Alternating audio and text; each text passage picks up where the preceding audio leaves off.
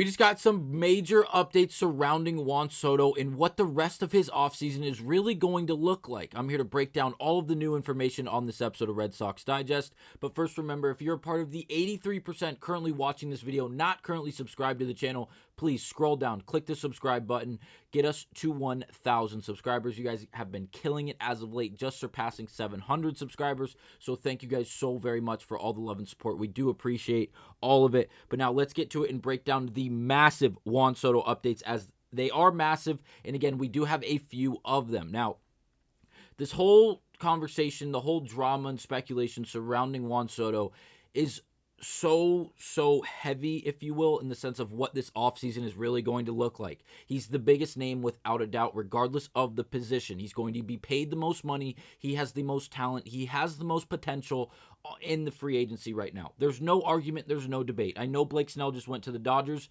That is a massive signing, and it was a speed bump in the road. Now, obviously, by the time opening day comes around, everyone in the MLB is going to be looking around saying, how the did we allow this to happen? But again, because Juan Soto isn't, or Blake Snell isn't Juan Soto, we're not going to really bat an eye about it for more than 15 to 20 minutes, and that's exactly what we saw. Now, Juan Soto, we have an update that we might see where he lands in the next 10 days, based off this report from John Morrissey on MLB Network, where he said this, and I quote, "I believe that we will know where Juan Soto is going within the next 10 days. And that's the end of the quote, again, from John Morrissey on MLB Network. And this is huge, because this has been the entire offseason up to this point. Is he going to land in Boston? Did Boston even relatively have a chance? Is he going to either New York market? Is he going out west to play with the Dodgers? Is he staying in the AL? And is he going to play with the Blue Jays or even the Rays, who all have bids and have all met with Juan Soto? Again, these are a lot of questions it seems like we're going to get the answer to in the next 10 to 14 days. I'd call it 2 weeks at the most. Now, this timeline makes a lot of sense because he is a client of Scott Boras. If you don't know, Garrett Cole and previous other stars, not just regular players, average players. These are star level players like Garrett Cole, like Juan Soto, who in previous years have signed right around the same exact period, from 10 to 14 days from today's current date, as it is currently December 2nd, and the winter meetings start just very, very soon. Again, in the same time frame of 10 to 14 days away. So again, we could really see some things pick up surrounding Juan Soto and how he could possibly land in Boston in the next 10 days to 2 weeks. So MLB Network, staying on the same idea here, posted this graphic of a potential 2025 starting lineup for the Boston Red Sox, and I'm here to tell you this team is filthy offensively. Now, we're not going to talk about the defense just yet, but again, offensively, this is a scary lineup, and again, this is totally hypothetical, not only because Juan Soto is on the team, but because if Soto was acquired, yes, it would be very, very left-handed heavy. As we can see, there's only 3 right-handed bats in this 9-man lineup. But again, Duran followed by Devers and Soto rounding out the top 3. Then one of our 3 right-handed bats in Trevor Story, followed by Casas, Yoshida, Abreu, Wong, and then Rafaela. Now, there's a few moving parts here. Obviously, if we go out and get Juan Soto, that changes the entirety of our offseason.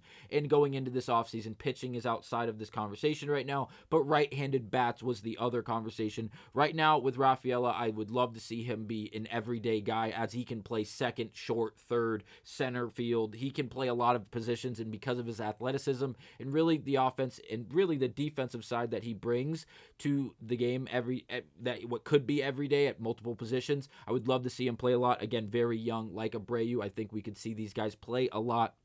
And then Connor Wong, obviously playing the catcher position. If we don't go out and make an improvement at catcher, obviously I'm okay with Wong, because again, another right-handed bat to add or to have in the lineup, which is great. But the biggest conversation about this lineup would be the Yoshida idea. Now, obviously there's been multiple conversations about moving Devers from third to DH, and doing that, what would you do with Yoshida? Putting him in the outfield really wouldn't work due to the talent we would have or already have.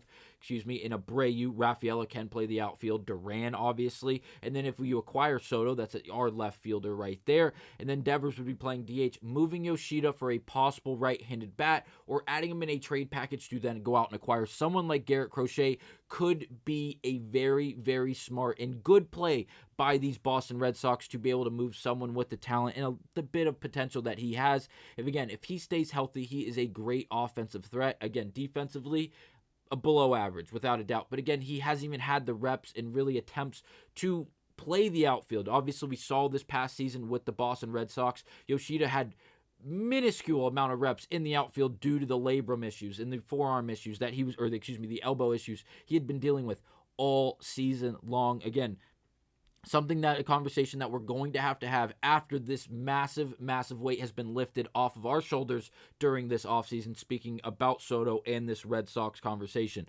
Now we move on to this from Andy Martino, as he titled this article, an underwhelming but accurate update about Mets-Yankees target Juan Soto, going on to say Yanks and Mets are all in, quote, and there is a widespread belief among bidders that the Blue Jays will come in with the highest offer. Now, this seems a bit crazy because, well, the Blue Jays having the highest offer has not been something that you have seen around. It's usually the New York markets that are going to be in that top offer type of market.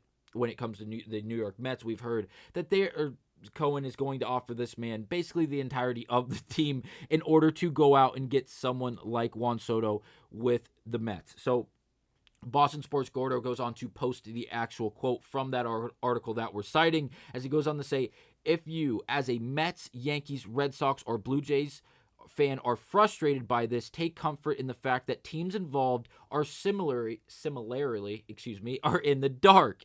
Going on to quote him saying, I don't think anyone knows where Soto wants to play except for Juan and agent Scott Boras.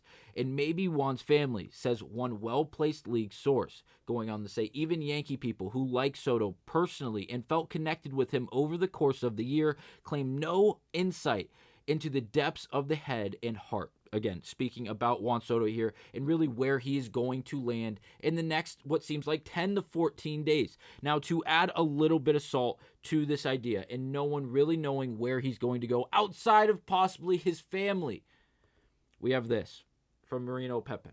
Now, take it with a grain of salt, but he goes on to say, I've consulted many influential people linked to baseball in the DR, and most tell me that Juan Soto will be a Red Sox.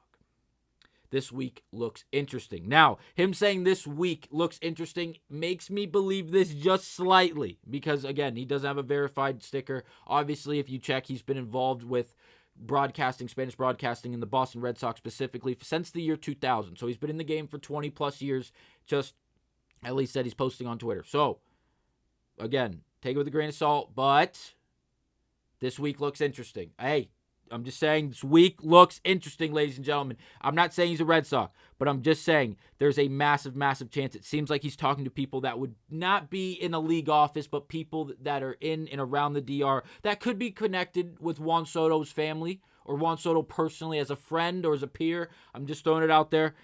Possibility. Now, the last thing we're going to cover is from Jon Heyman, where he goes on to title this Ranking Contracts Predictions for Top 40 MLB Free Agents. Again, written by Jon Heyman, the one and only. And again, this was published way back on November 7th, but getting publicity because the idea of what Juan Soto's contract is actually going to look like is something that is very similar to previous Red Sox videos or Red Sox Digest videos where we had an idea and we broke down quotes and clips where Jon Heyman, as well as others in the MLB community, in the insider community, I should say, had an idea that it would be going to be 600 plus, discussing how the Yankees weren't going to be able to get that high, go higher than 550, and this seems to correlate with that. Now, if you skim through it, talks about the Mets, the Yankees, and how Shohei got $700 million and how half of it was deferred and this and that. And it goes on to say at least the Dodgers, Giants, Blue Jays, Red Sox, and surprisingly the Rays are also in the biggest derby.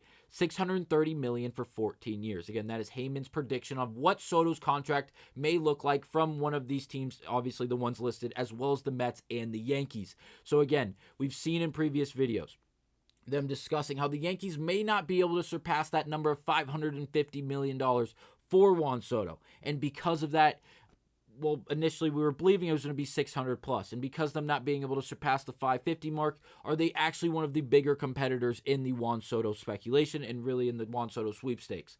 Now it seems like there might be a chance that this is an entire 5-team, 6-team race amongst all of these guys, which again is going to make it for great entertainment. It's going to be awesome to watch, see how this plays out. But again, do not sleep on these Boston Red Sox. I think people are wildly overlooking these guys and not giving them the credit and really just acknowledging how hard they may be going after someone like Juan Soto. Again, that'll be it for this episode of Red Sox Digest.